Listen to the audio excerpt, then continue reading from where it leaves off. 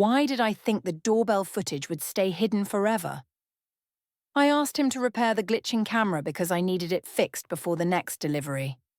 He sat at his laptop in the garage for hours, scrolling through cloud archives, and when he finally looked up, his face told me he had seen everything. The smiles, the quick glances down the street, the doors opening too fast.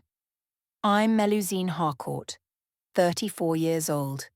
and for the past 6 years I have been married to a man who somehow managed to turn predictability into an art form. Though I suppose that is unfair because Owen never promised me adventure or spontaneity when we stood at that altar and repeated vows that felt more like a checklist than a covenant. He works in IT support, the kind of job where people call him when their printers jam or their passwords stop working, and he fixes things with the same methodical patience he applies to everything else in our lives, which means our house runs smoothly, our bills get paid on time, and our son Simon never misses a school event. But somewhere along the way, I started to feel like I was disappearing into the perfectly organized routine Owen built for us. We live in a modest 2-story house with a driveway that always has oil stains, no matter how many times Owen scrubs it, and a garage that smells like motor oil mixed with whatever the weather brings in, which lately has been rain because we are deep into the season where the sky stays grey and heavy for days at a time. The doorbell camera we installed 2 years ago was supposed to make me feel safer when Owen travelled for work or stayed late at the office, but over the past few months it started glitching in ways that drove me quietly insane, freezing on random frames of the mailman or a passing dog, missing entire delivery windows so that packages would sit on the porch for hours before I even knew they had arrived. I asked Owen to fix it 3 times before he finally brought his laptop and a screwdriver into the garage one Saturday afternoon, and I remember feeling relieved because I thought once he updated the system, everything would go back to normal and I could stop worrying about missed deliveries or whether someone had been on our porch without us knowing. Owen set up his laptop on the workbench in the garage, the same bench where he keeps his tools organised in a way that would make a librarian weep with envy, each screwdriver and wrench in its designated spot, and the air in that space always carries the scent of motor oil and damp concrete because the garage door does not seal perfectly and lets in whatever weather we are having. He opened the doorbell's cloud history to test the motion detection settings, scrolling back through weeks of footage with that focused look he gets when something feels off to him. The kind of look that used to make me feel cared for but lately just makes me feel scrutinized. I leaned against the doorframe watching him work, my arms crossed over my chest, and I asked him if he was almost done because dinner was getting cold on the counter inside, but he did not answer right away, which was unusual because Owen always answers even if it is just to say he needs another minute. He kept scrolling, his jaw tightening in a way I recognized from the few times we have had serious arguments. And then he paused on a clip that showed his car pulling out of the driveway at 8:47 in the morning. And then he clicked forward to 8:53, and there was a silver sedan rolling up to our curb. And I felt my stomach drop because I knew exactly what he was seeing, even though I tried to tell myself he might not understand the context or the timing. The clip showed me stepping onto the porch, glancing down the street in both directions the way you do when you are checking to see if anyone is watching. And then I opened the door wider and smiled in a way that I know looked different from the tight, polite smile I have been giving Owen for the past few months, and the man in the suit stepped inside, and the door closed behind us, and the timestamp kept rolling. Owen did not say anything. He just clicked to another day, another timestamp, another car, another man, and I watched his face go from confused to something harder and colder. And I knew I needed to say something before he jumped to conclusions that would make this worse than it needed to be. I told him those were work colleagues dropping off files or vendors delivering samples for the marketing campaigns I have been running, and I tried to laugh a little bit as if the whole thing was absurd and he was being paranoid for even thinking what I knew he was thinking. But Owen just kept scrolling through clip after clip, each one showing the same pattern of his car leaving and another car arriving within minutes. And I realized he had saved several of them to a USB drive that he tucked into the tool drawer without saying a word. Simon wandered into the garage at some point, asking why Daddy looked upset, and I quickly ushered him back inside and told him Daddy was just stressed about work, which was not entirely a lie because Owen does get stressed about work sometimes, though I knew this had nothing to do with printers or passwords. That night, Owen sat in the armchair in our living room, staring at the dark television screen while I curled up on the sofa scrolling through my phone, and the silence between us felt heavier than any argument we have ever had.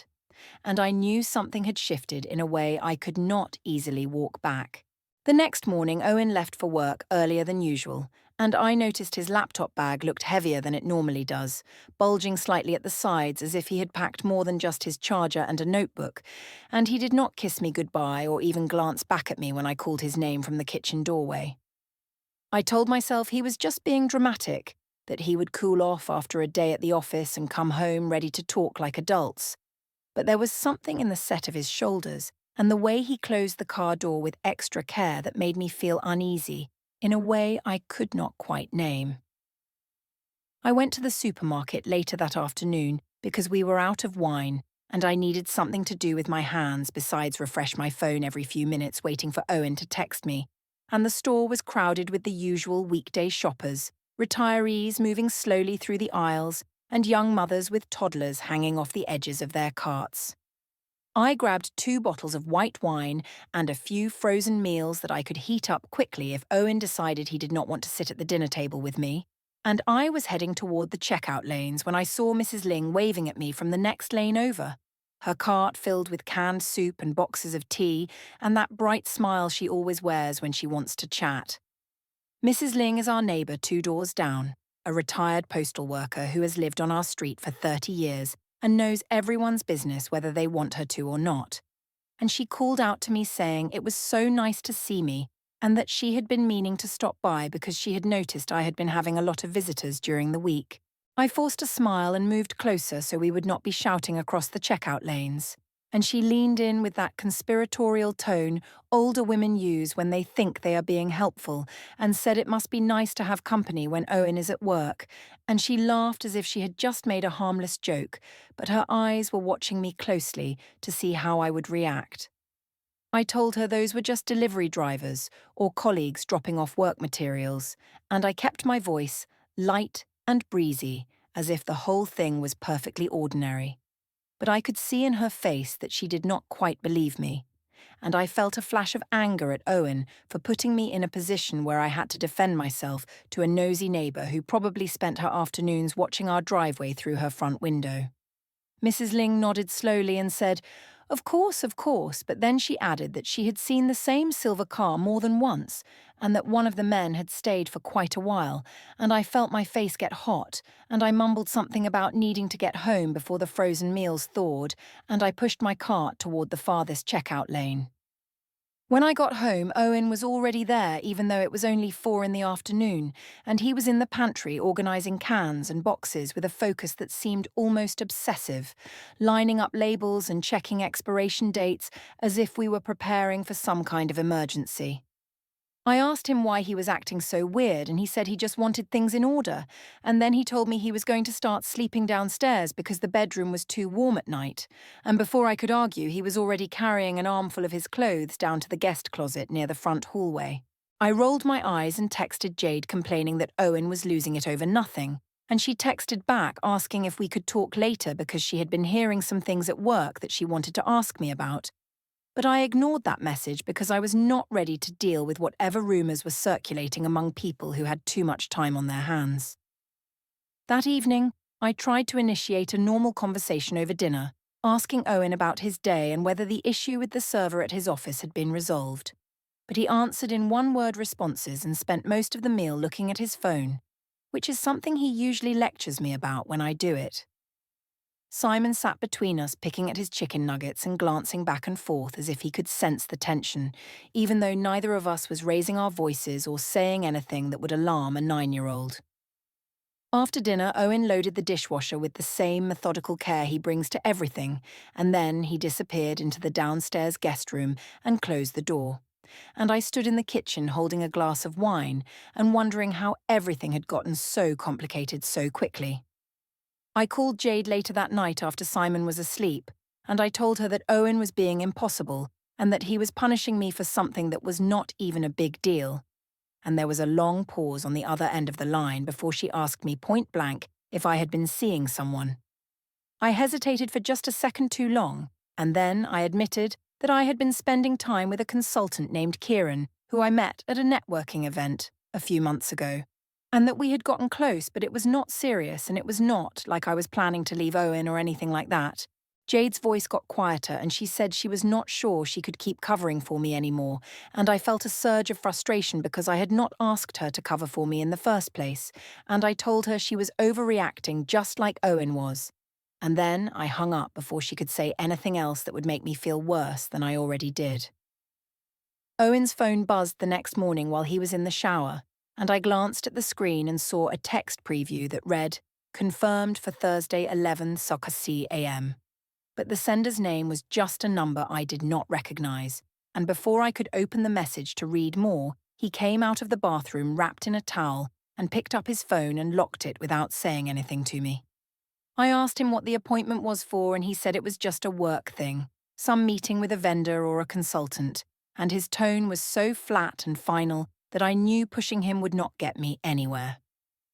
He left for work a few minutes later, and I stood at the window watching his car pull away, and I felt for the first time that I might be losing control of a situation I thought I had been managing perfectly well. I decided we needed to do something normal as a family, something that would remind Owen and Simon and maybe even myself that we were still a unit that could function together. So I suggested a trip to the beach promenade on Saturday morning because the weather forecast promised a break in the rain and Simon had been asking to go for weeks. Owen agreed without much enthusiasm, and I took that as a small victory, even though I knew he was only doing it for Simon's sake and not because he wanted to spend time with me. We drove in silence with Simon in the back seat, humming to himself and looking out the window at the passing neighborhoods. And I kept glancing at Owen's profile, trying to read his expression, but his face was a blank wall that gave me nothing to work with. The promenade was crowded with weekend joggers and families pushing strollers and couples walking hand in hand, and the ocean stretched out grey and choppy under a sky that threatened more rain, even though the forecast had promised otherwise. Owen walked ahead of us with his hands shoved deep in his jacket pockets, and I held Simon's hand and tried to keep up a cheerful commentary about the seagulls and the boats in the distance, but my voice sounded false even to my own ears. Simon was chattering about a project he was working on at school, something about the solar system and papier-mâché planets, and then, out of nowhere, he stopped walking and looked up at me with those serious brown eyes he inherited from Owen and asked why Daddy did not smile anymore. I felt my chest tighten and I told him Daddy was just tired from work, but Simon shook his head and said it was more than that, and then he asked why Mommy had so many work friends visiting the house during the day, and I realized with a sinking feeling that he had been paying more attention than I thought. A woman pushing a double stroller slowed down near us, clearly listening, and I could feel her eyes on me even though I was not looking directly at her. I lowered my voice and told Simon he should not make things up and that he must have seen delivery people or neighbours stopping by. But he insisted it was the same blue car more than once, and that one time he had come home early from a playdate and seen a man leaving through the front door who was not Daddy. Owen had stopped walking about 20 feet ahead of us, and he turned around slowly and looked at me with an expression I had never seen before, something that was not quite anger but was far beyond hurt. Something that looked almost like pity. He did not say anything. He just held my gaze for a long moment and then turned back toward the parking lot, and I knew he had heard every word Simon said. I tried to pull Simon along and catch up with Owen, but Simon dug his heels in and said he just wanted to know why everyone was acting so weird, and I snapped at him more harshly than I intended and told him to stop asking questions about things he did not understand. And the woman with the stroller gave me a look that clearly said she thought I was a terrible mother. By the time we got back to the car, the tension was so thick I could barely breathe, and the drive home was even more silent than the drive there had been. And when we pulled into the driveway, Owen got out without waiting for me and went straight into the garage where he stayed for the next 2 hours, doing whatever he does in there when he wants to avoid me.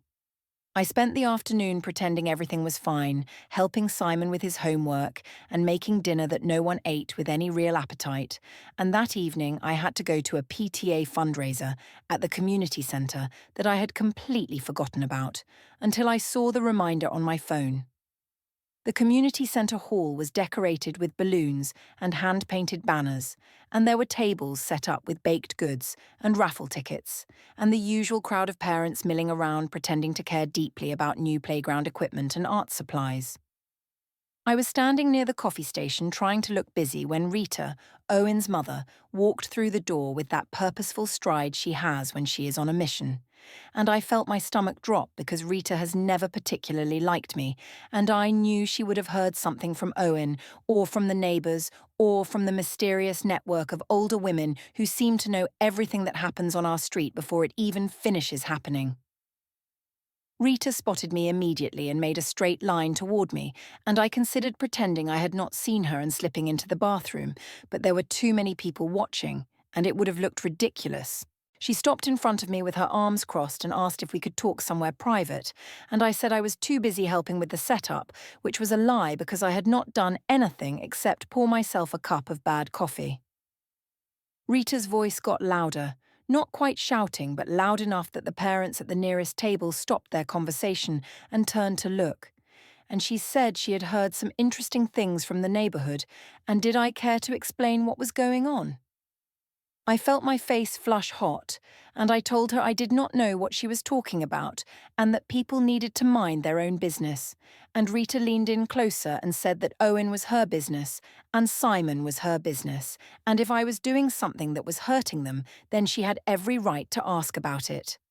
Another parent, a woman I barely knew named Sandra or Sarah or something like that, drifted closer with her phone in her hand, and I realised with horror that she might be recording this, and I told Rita we could talk about this later in private, and she said no, we could talk about it right now because she was tired of watching her son walk around like a ghost in his own house.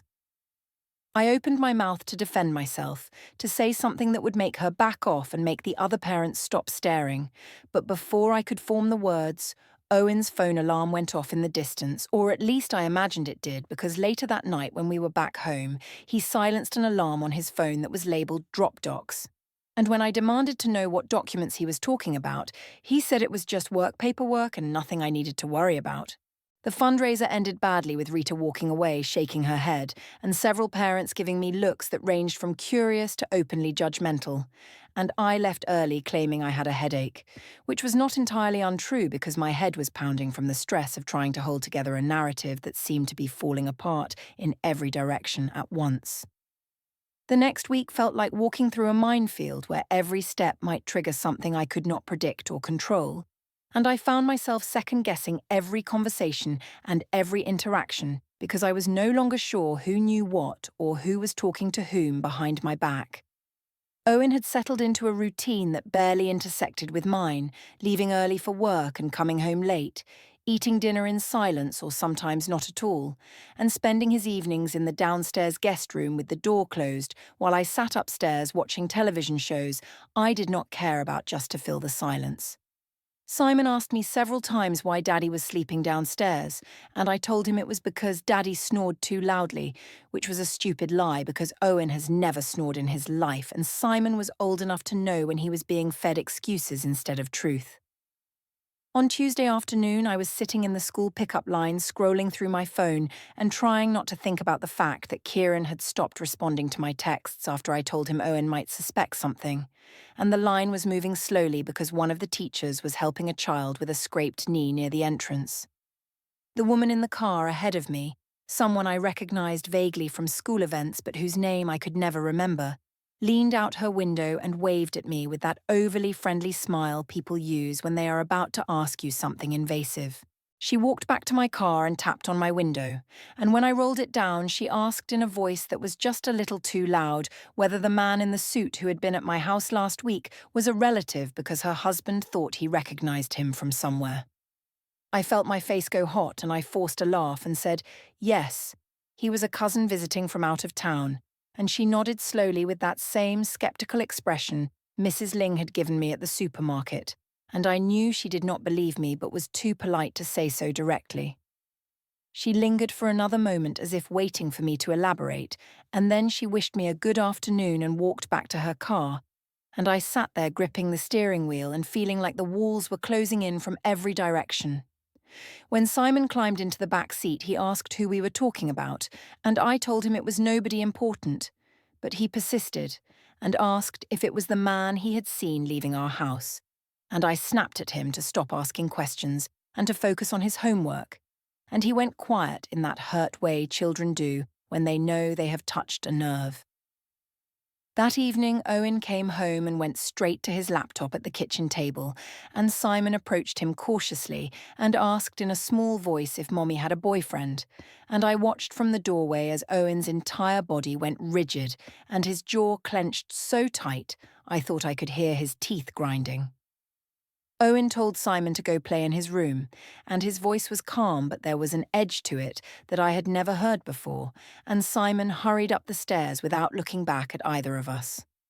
I walked into the kitchen and confronted Owen, demanding to know what he had been saying to Simon to turn him against me, and Owen looked up from his laptop with that same distant expression he had been wearing for days and said that Simon was just repeating what he had seen with his own eyes and that I had no one to blame but myself. I accused him of poisoning our son's mind and of being too weak to handle the fact that I needed something more than the boring, predictable life he had built for us, and I told him that if he had been more attentive and more exciting, then maybe I would not have needed to look elsewhere for companionship. Owen closed his laptop very slowly and deliberately, and he stood up and looked at me with an expression that was not anger or hurt, but something closer to exhaustion.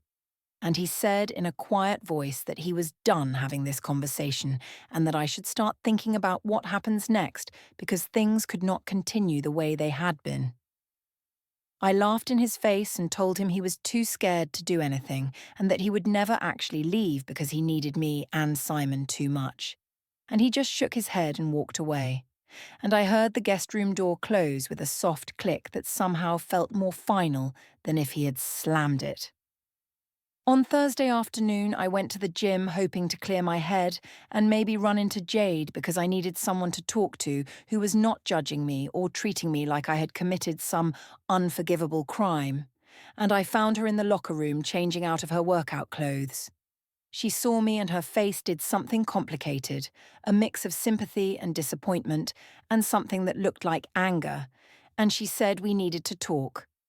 I followed her to a corner of the locker room where the benches were empty and the showers were running loudly enough to cover our conversation, and she told me that people at work had been talking about me and that someone had seen me having lunch with Kieran at a restaurant downtown, and that the rumours were starting to affect her by association because everyone knew we were best friends. I felt a surge of anger and told her she was being ridiculous and that people needed to stop obsessing over my personal life. And then I admitted that yes, I had been seeing Kieran a few times, but it was not serious, and Owen had driven me to it by being emotionally unavailable and refusing to make any effort to keep our relationship interesting.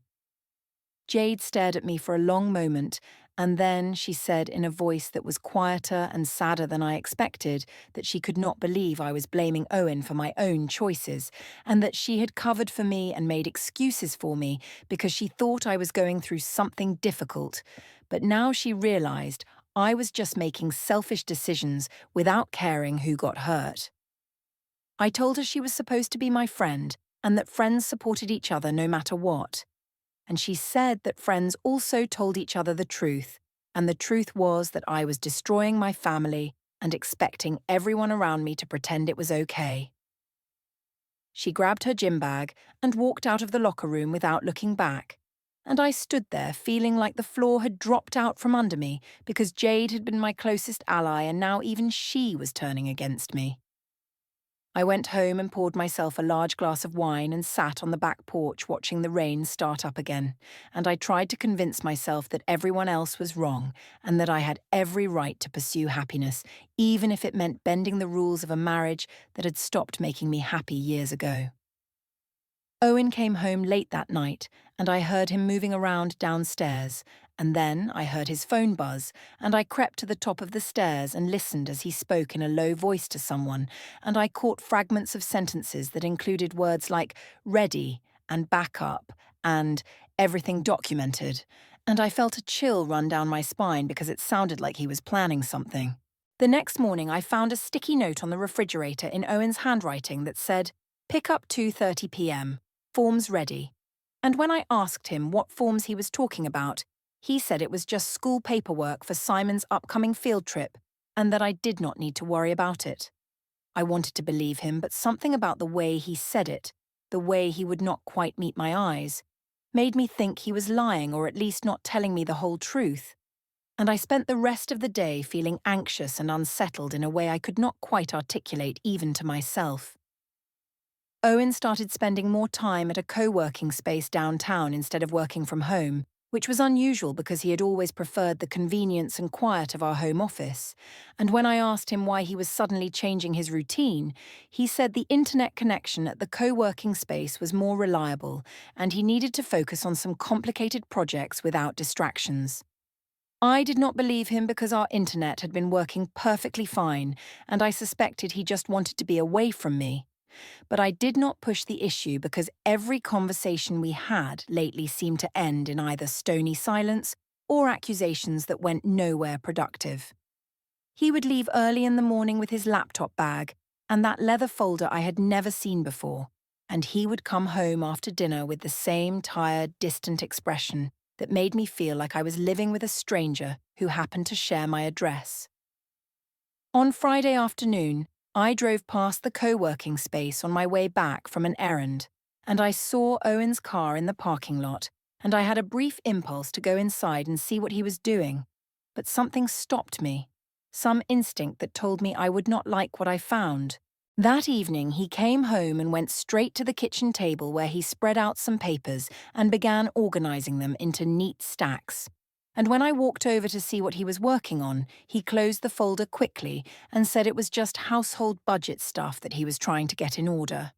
I told him he was being paranoid and secretive and that it was making me uncomfortable, and he looked up at me with that same exhausted expression and said that I had forfeited the right to be uncomfortable about his privacy when I had violated every boundary in our marriage. His words stung more than I wanted to admit, and I felt my anger rising because I hated that he was acting like the victim in a situation where he had contributed to the problem by being boring and inattentive and completely unwilling to meet my emotional needs. I told him that nothing had happened that mattered in the grand scheme of things, that I had made a few mistakes, but I was still committed to our family and to making things work if he would just stop being so rigid and unforgiving. Owen laughed, but it was not a real laugh. It was the kind of bitter sound people make when they have run out of patience and energy, and he said that I clearly had no idea what commitment meant, and that he was done trying to explain basic concepts of trust and respect to someone who refused to understand them. Rita stopped by the house on Saturday morning unannounced, which she almost never did because she usually called first to make sure we were home. And when I opened the door, she asked if Owen was there because she wanted to talk to him about something. I told her he was upstairs getting dressed and asked if everything was okay, and she said it was fine but that she just needed to check in with her son, and the way she emphasized the words, her son, made it clear that she did not consider me part of whatever conversation she was planning to have. Owen came downstairs a few minutes later, and Rita asked if they could talk outside, and they stood on the front porch for nearly 20 minutes having a conversation I could not hear through the closed door. And when Owen came back inside, his face was set in hard lines, and he would not tell me what they had discussed. I confronted him later that afternoon and accused him of plotting with his mother behind my back, and he said that Rita had simply asked if he needed any help with anything, and he had told her he was handling things on his own. I demanded to know what things he was handling, and he said that I would find out soon enough and that I should probably start thinking about where I wanted to live and what kind of arrangements I wanted to make for Simon because the current situation was not sustainable. I felt panic rising in my chest because his words sounded final in a way that previous arguments had not, and I told him he was being dramatic and that he could not just kick me out of my own house, and he said very calmly that it was not my house alone, and that we would see what the appropriate arrangements were once everything was properly sorted out. That night I tried one more time to initiate a real conversation, asking Owen if we could sit down and talk things through like adults, and he said there was nothing left to talk about because I had made my choices and he had made his. I asked him what his choices were, and he said that he was going to do what was right for Simon and for himself, and that he was going to handle everything properly and legally so that there would be no confusion about where things stood. I laughed nervously and told him he did not have the guts to actually leave, that he needed me too much, and that he would come crawling back within a week if he tried to make it on his own. And he just looked at me with that same pitying expression and said that I clearly did not know him as well as I thought I did. Owen slept downstairs again that night, and I lay awake in our bedrooms scrolling through old text messages from Kieran and wondering if I should warn him that Owen might try to cause trouble. But Kieran had not responded to my last 3 messages, and I was starting to suspect that he had decided I was too much drama to deal with. I felt a wave of resentment toward everyone in my life who was suddenly treating me like the villain when all I had done was try to find some happiness and excitement in a marriage that had gone stale years ago, and I told myself that they were all overreacting and that eventually they would calm down and see things from my perspective. I almost believed it too, right up until Sunday morning, when I noticed Owen checking his phone repeatedly and looking at his calendar app with an intensity that made me nervous. On Monday morning, Owen got up earlier than usual and dressed more formally than he normally did for work, wearing dress pants and a button-down shirt instead of his usual jeans and polo, and he carried that leather folder I had noticed before, tucked under his arm along with his laptop bag. I asked him why he was dressed up, and he said he had a meeting first thing in the morning, and when I asked what kind of meeting, he said it was just business and that he would be back later.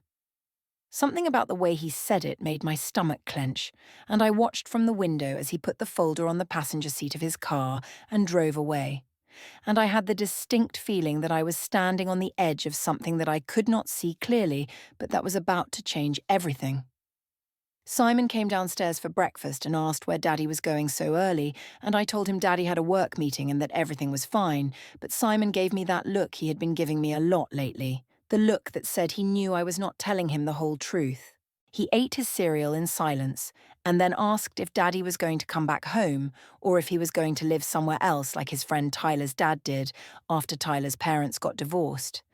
And I felt my chest tighten because I had not prepared an answer for that question, and I did not want to lie to him, but I also did not want to admit that I had no idea what Owen was planning. I told Simon that everything would be okay and that Mommy and Daddy were just working through some grown-up problems, and he nodded, but he did not look convinced, and he grabbed his backpack and waited by the door for me to drive him to school without saying anything else. I dropped Simon at school and went home to get ready for work, trying to push down the anxiety that had been building since I watched Owen drive away that morning with his leather folder and his formal clothes, and that look on his face that suggested he had made a decision I was not going to like.